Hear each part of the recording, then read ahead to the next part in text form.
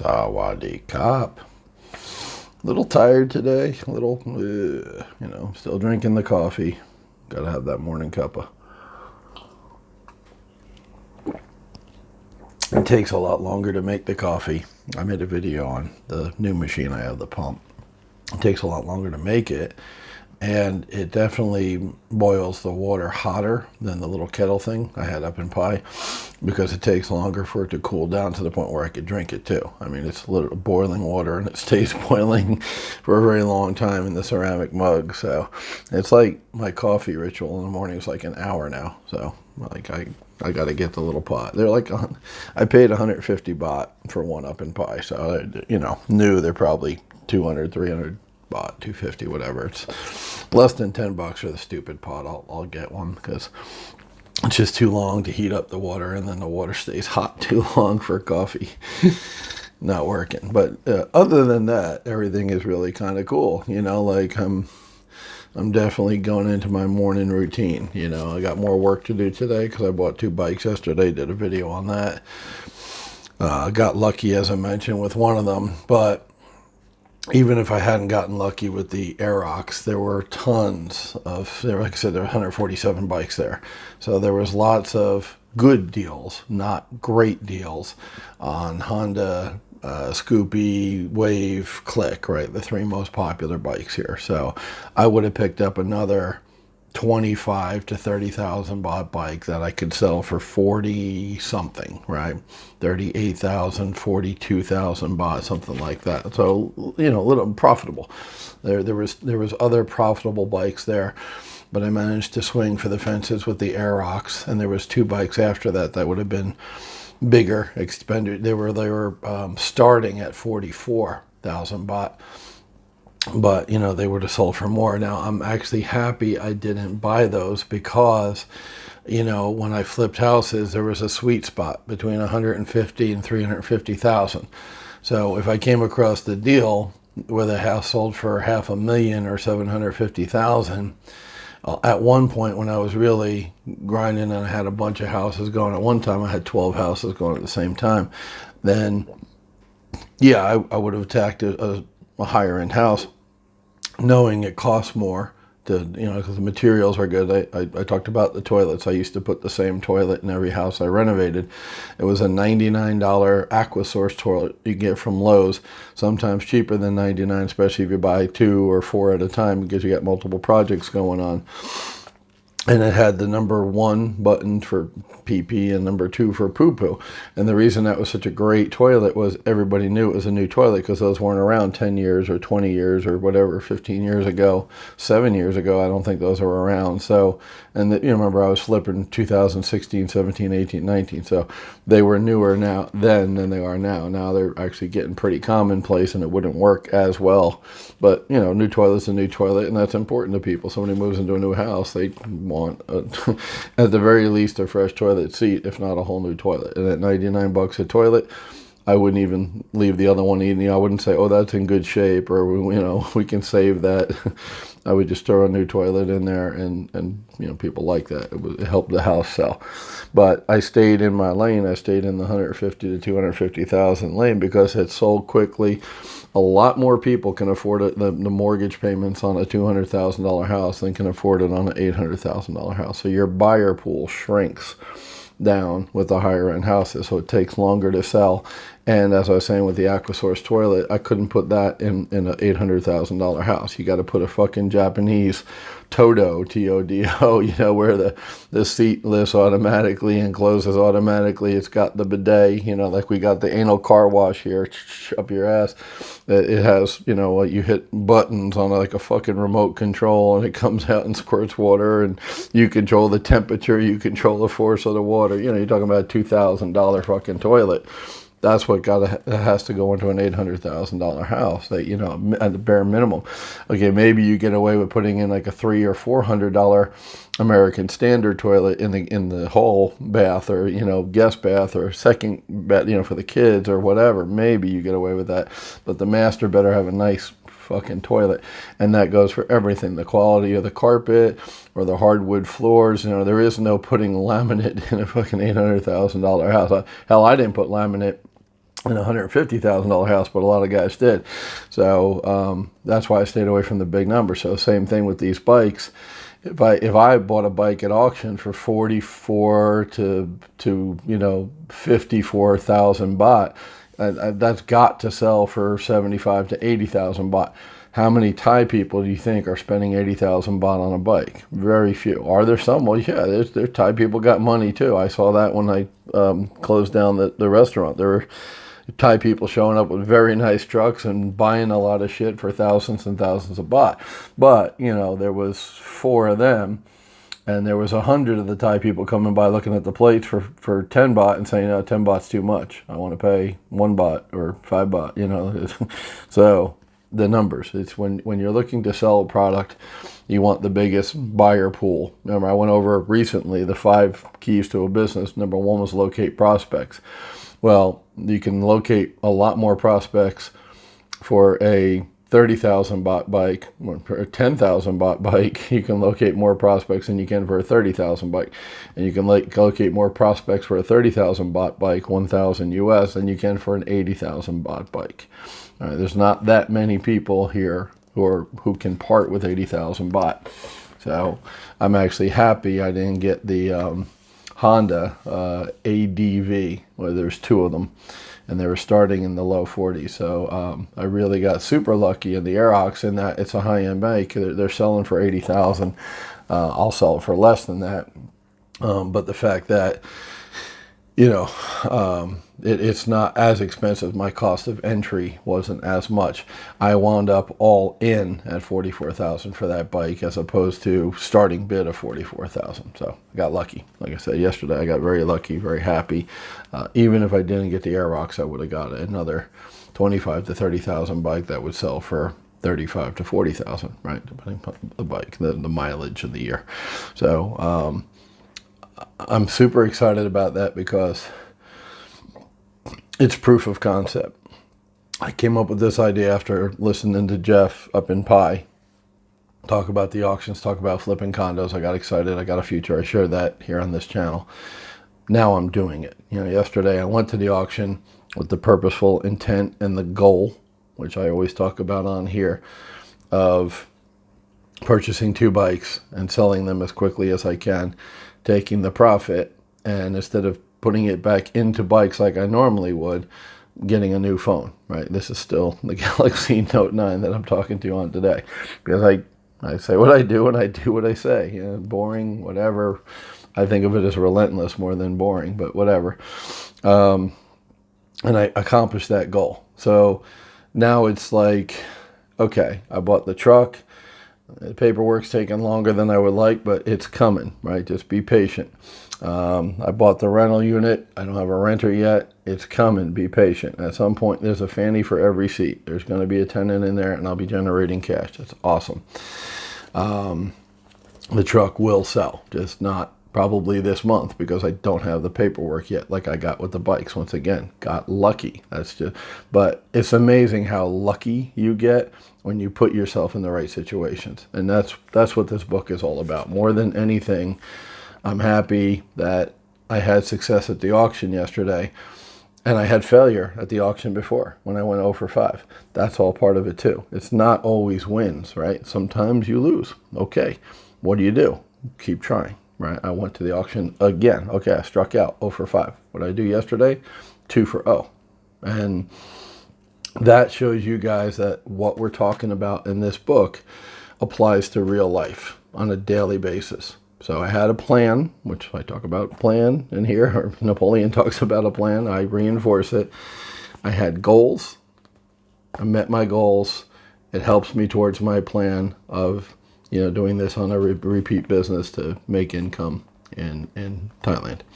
So I mentioned yesterday in the video, you make your money in housing and flips when you buy the house. And what I mean by that is you have to get it at the right price, that even though the inevitable something comes up that you didn't expect, you're still going to make a profit on the house, selling it for retail or even below retail. Well, at the end of my flipping career, I mentioned before, I did lipstick on a pig, where I would purposely, I knew going in, the plan was to sell it for less than retail because it still needed work. So I would buy it cheap as possible, do a light rehab, not a $40,000, $45,000, $60,000 rehab, but a light rehab using handymen instead of contractors because all the problems that using contractors caused, and sold it for less than retail price, right? It sells faster. When you sell for less than retail price, it's a bargain, it's cheap, it's better than the competition, you're going to sell it quick, and that was the plan from day one. That wasn't something I decided to do after I had put it up, on the MLS for full price. I put it on the MLS at less than full price, knowing full well that will make it go quicker. So same thing with the bikes. I'm going to copy my prior success in the housing market in Jacksonville, Florida, with motorcycles, cars, and trucks here in Thailand. It worked there, it will work here. Yes, it's a different country, different people, different budgets, blah, blah, blah. I get it. But people are, I showed a picture in the parking lot of a dealer, the tent dealer like I talked about, who offers financing. And he had 6 bikes that he picked up yesterday. If they weren't selling, he wouldn't be buying. And there was, like I said, over probably 80, 90, 100. I didn't count. There was a lot of people there. Those chairs were full.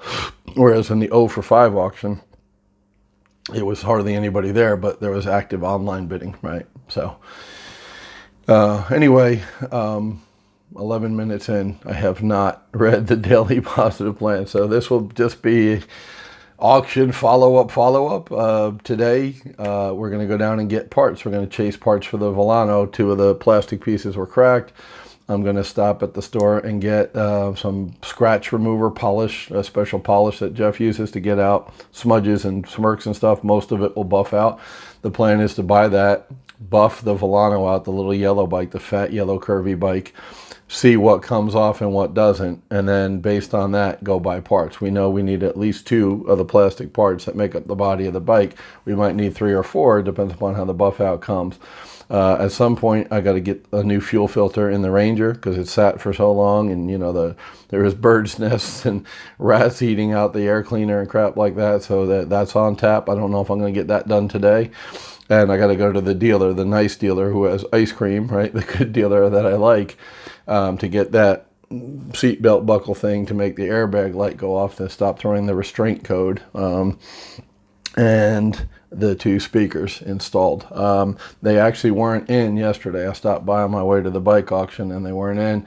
I'll check again Saturday to see if they're in yet, the speakers. She said 3 or 4 days. That would have been Wednesday. So, it's taking a little bit longer. No, once again, patience. It will get done. So, very excited about the bikes. Like I said, even if I didn't get the Aerox, which was a home run, I felt good about, I got the Aerox at number 60 out of 147. There was 87 other bikes after that, if I had struck out, including the 2 expensive, Hondas. And I say expensive, 50,000 bucks, $1,500, but that's high end of the bike market here, right? So, like houses, you want to stay in that sweet spot. Most of the bikes I buy will be for 25 to 30,000 at auction, 1,000 US, and will sell somewhere between $1,200 to $1,500. So you're looking at making $200 to $500 per bike. Not a tremendous amount of money, but those auctions are 4 times a month, and there's more online. So you can do it over and over and over again, and I plan to. So proof of concept. Now, also I mentioned in the video yesterday, and I'll say it here again, I have not made one buy yet.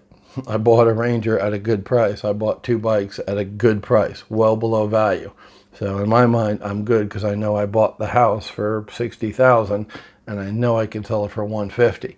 But it's not real. I haven't made shit until I actually get the money in my hand or transferred to my bank account from the buyer, right? I use the word realized. I haven't realized the gain yet, but I made the profit. You make your money when you buy. What I mean by that is I made the profit when I bought that bike for $40,000, the Aerox, because it's worth more than that.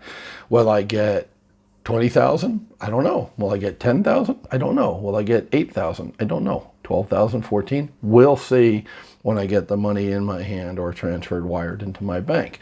And I will do a video when that happens. Transparency. I'm going to show you the whole deal. And what I'm kind of hoping to do is for people who want to come to Thailand but aren't sure, it's for them. It's paradise. The women are beautiful. The food's great. All that's true.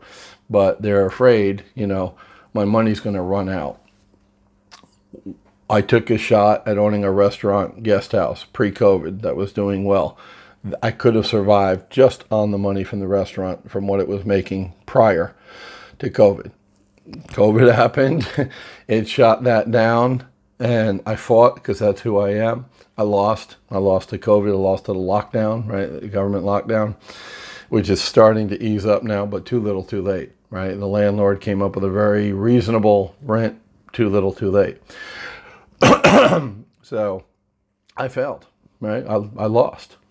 Okay, so what do you do now? You're in this foreign country. Your business that you were, could have lived on. I had other plans, obviously, and I had other stuff from the U.S. because I ain't no dummy, right? The only good thing about being old is you have experience and you don't make mistakes that much, right? You minimize them. So I had other backup income, thank God, other than I wasn't just counting on the restaurant. So here I am, March 1st this year, no restaurant, right? Which was actually a blessing, as I explained in the video about closing it, because now I didn't have the financial burden of the overhead, the staff, the internet, electricity, all the bills that I was paying for all those months with no money coming in. I got rid of that March 1st. That actually helped me as opposed to hurting me, that closing down. But, okay, March 1st, you're here in Chiang Mai now, you're in your new condo. You got to generate income. Like you need to make money to live here. Cheap, less money. It's $266 to live in this beautiful condo, but the 266, the 8,000 baht has to come from somewhere. How are you going to generate 8,000 baht? So I had a plan. We talk about plan in the positive daily action meditation, a lot. I executed that plan with the help of Jeff. Once again, yesterday I thanked Jeff about 4 times in the video, and you're like, oh, man, he's kissing his ass. Damn right I'm kissing his ass, because without him, it wouldn't be possible, right? He's got the knowledge about bikes, especially. I know plenty about cars. I don't know shit about bikes.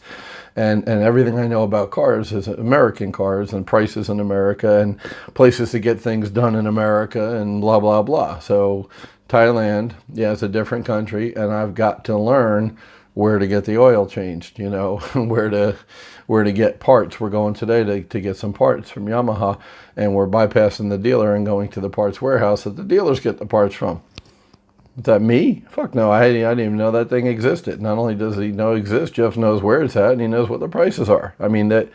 So he is an invaluable part of my team, and he'd be surprised to hear he's on my team, but you know what I mean? Like, without his help, none of this would have been possible. But met his acquaintance, I don't want to say I'm always networking, because that gives the wrong thing. I befriended him because we have a lot of similar interests and a similar background. We're built similar. We're 2 big fat white guys with gray hair in Thailand, late 50s. He's an ex-jarhead Marine. I'm an ex-squid, right, Navy. So, we got a lot in common, and he helped me move, and we just kind of hit it off. But, okay, now he's in my circle of friends, my sphere of influence. And, oh, by the way, he's a frigging expert on Thai transportation, because he's owned a rental business for several years where he rents out cars, trucks, motorcycles. So he knows the prices. He knew about the auction. He knows where to get parts. He knows where to get oil change. He knows where to get keys made. All the shit that I knew in Jacksonville, he knows here in Chiang Mai. So, that's a huge part of it. Like I said, that's big. So anyway, let me get this one in the can. 20 fucking minutes. He told me the other day, you talk too much. I'm like, damn right I do. Way too fucking much. But it is what it is. So this is the follow-up to the the auction from yesterday. chasing parts today. Once again, you don't get the money till it sells. It can't sell until the Fulano, especially until it's ready to sell. So we're going to make it pretty as much as we can today. And then the next step next week, what I'm going to be spending time on is paperwork, because you're in Thailand and paperwork equals money. And the government, as I've mentioned many, many times, the women here and the government are very interested in your money. In fact, that's really what they're exclusively interested in. So any thoughts you have to the contrary are wrong. So paperwork means money, so there's plenty of paperwork to do at the DMV, Division of Motor Vehicles. They don't call it that here. Like they have the land office, they have like a motor vehicle office, and I have to go down in Hangdong, half an hour south of here, close to the auction, and get the bikes in my name. I can't get the truck in my name and get a plate for it and all that because I haven't received the documents yet from the auction house. And when they're in, they give them to you when you come to the next auction. Well, I went to the strikeout auction. It wasn't in. I went to the yesterday's auction. I'll probably go to Saturday's auction because I'd still be interested in 100,000 baht little runaround that I struck out on the other day. And now that I'm okay making 10, 20, 30,000 baht on a car, I'll get one. I don't have to double my money. So that will be next week where I'll start to do the struggle that I talked about, the value added. It's a pain in the ass to get the paperwork. So I'll be working all next week, as many days as it takes to get the paperwork and get those two bikes in my name. The Aerox needs a detailing. That's it, just a deep clean, a good scrubbing. It's already got its oil changed. It's got 2 keys, batteries charged, the tires are in good shape. That thing is literally ready to go. So as soon as I own it officially, which means a trip to the DMV next week, that thing will be for sale on Facebook Marketplace. And I talked to Jeff about putting it up under his Facebook Marketplace because he sold many, many bikes over the years, and he has a very good rating, kind of like the old-fashioned eBay rating with the stars. So by him selling it, especially a high-end bike like that, like I said, it's, the retail is 80,000, so 60,000, 65,000. I don't know. We'll talk about price, but it's better for him to sell it with his 5-star rating than me with a 0 rating, because I haven't done any transactions on Facebook Marketplace, right? I haven't sold anything. So I'll sell the Fulano, and that'll be my first, and I'll start to build my stars up. But I'm going to get him to sell the Aerox under his account. And the bikes are down right now in front of his house anyway, because we've been working on them. So he's got 16 bikes in front of his house. He owns over 80, but most of them are rented out. But he's got 16, 20 bikes just in his front like balcony area or patio, whatever you want to call it, lined up. He's got a shitload of bikes, shitload of helmets. So that's the plan. So I'm going to cut this off. I'll do a real quick, gratefully positive action plan, and that's it. And I'll get started on my day.